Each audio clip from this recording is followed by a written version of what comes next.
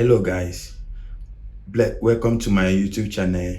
So today I'm going to show you on how to fix this problem on Dell laptop, invalid partition table.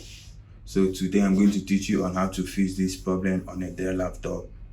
So if you have a Dell laptop that shows this, that does not boot or into Windows, so with this it can fix the problem for you.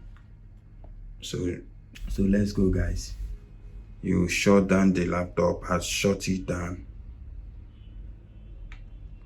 Okay, this is off now.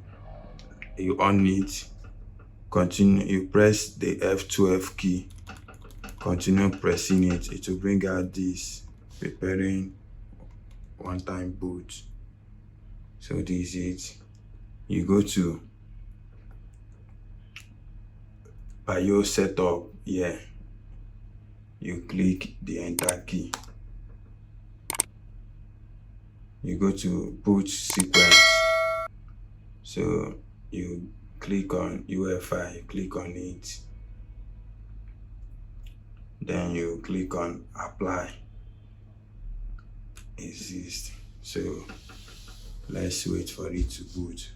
So if you have a Dell laptop that shows this, that does not boot or into Windows, so with this it can fix the problem for you. So don't forget to like, share, subscribe, and also turn on the notification bell to get notification anytime I post a recent video like this. Thanks guys for watching.